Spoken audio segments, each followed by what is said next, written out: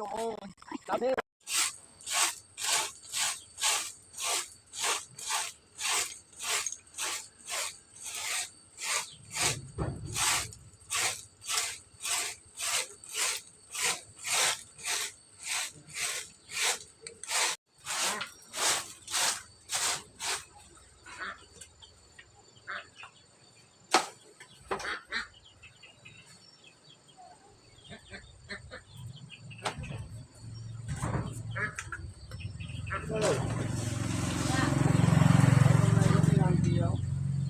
Em hôm nay không làm gì đâu, làm gì anh? hôm nay anh tao đi rồi em điều anh Có đổi á? đi kia đâu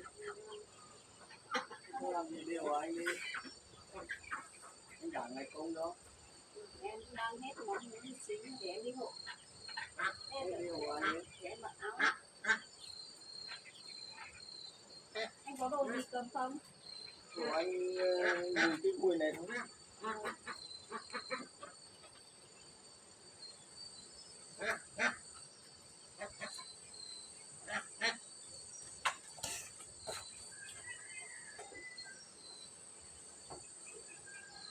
Đi có xa không anh ơi?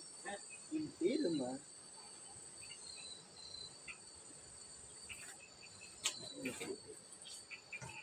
Nặng thế.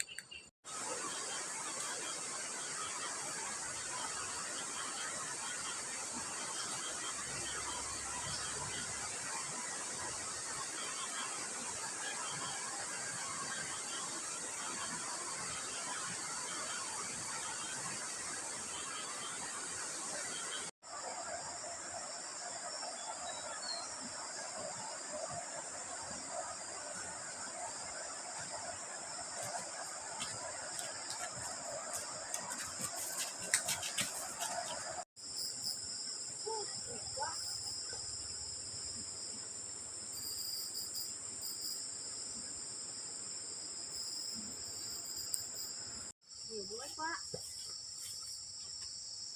Nhiều muối á? Đồ nhà anh rộng không? Rộng mà đấy. Có nhiều không? Hình như muối hơn chỗ này nhiều. Cây lên cao rồi à? Đến cho anh hơi lâu thế. Đây rồi, vừa nhanh đây rồi. Đi mỏi cả chân. Trên này à? Cây cho bên này cũng mỏi hả? Bên này cũng mỏi hả? Hết.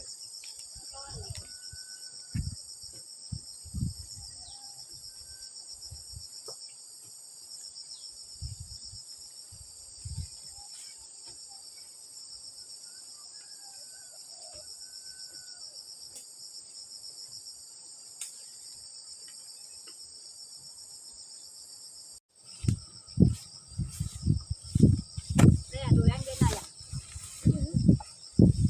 Từ đây trở lên. Lên lên à? Anh đặt ngồi chỗ anh bảo. Như này cũng giúp về thấp bé như thế này nhé. Em phải làm. Phải gạt nó ra như thế này cho anh nhé. Anh tiền lấy máy phát nhé. Vâng. Toàn bộ ở trên đây cũng ăn được cái cả.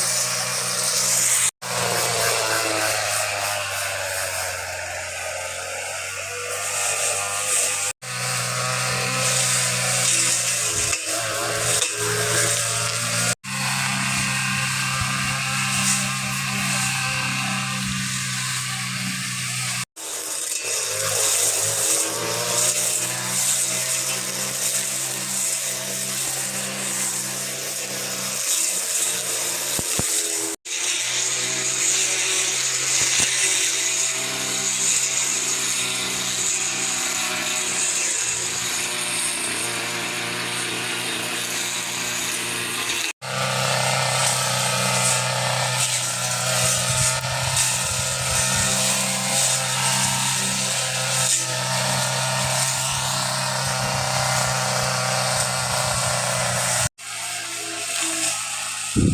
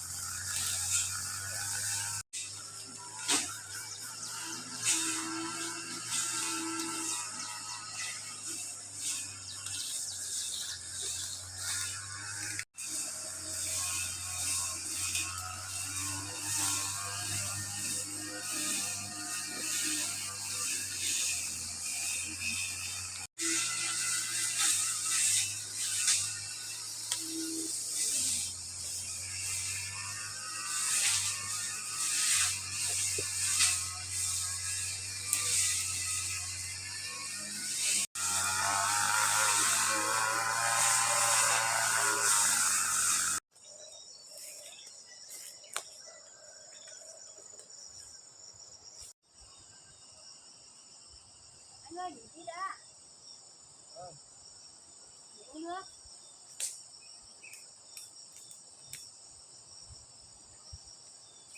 Mệt quá. Mệt quá, uống nước đi.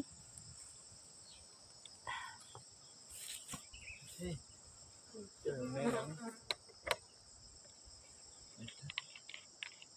Cố gắng hộ anh xong cái chỗ này đi. Lát nữa làm kỹ nữa xong.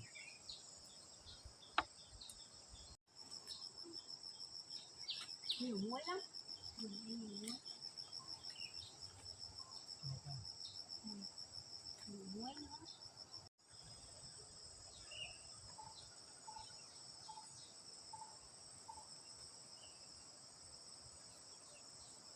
Nhiều muối em chả có lấy cái hộp này cho em. Buồn không? Buồn chứ. Đi. Uống nước xong là làm một tí nữa nghỉ nhỉ. Em thấy đói cơm rồi ấy. Cô hổ đi. Lát nữa xong mà.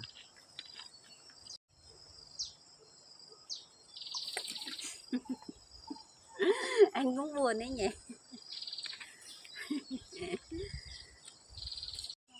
Nghỉ nhỉ. Muối lắm rồi.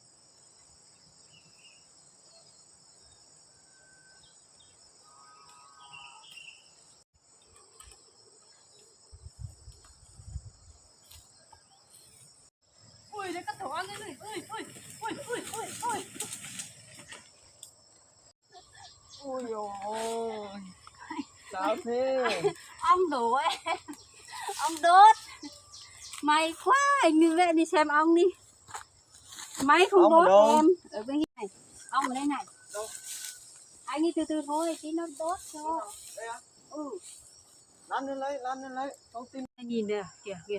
Nhiều lắm kìa. Thế à, có tổ ong to Ôi thế nhỉ? Ong này ông thấy đấy. Kiếp ong bé thôi, để lát nữa lấy. Hay đốt nó. Thôi em lên trên này đi.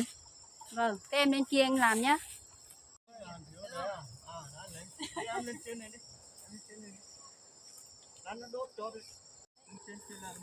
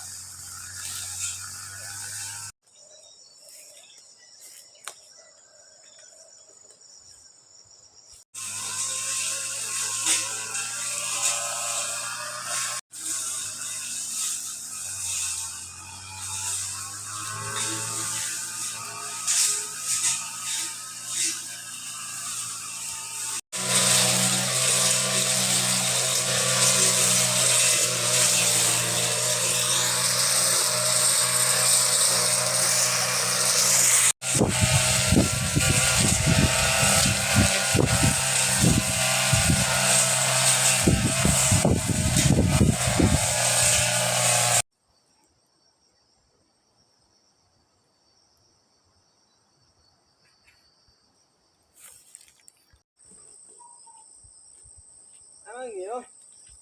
Nghỉ đây. Muộn lắm rồi.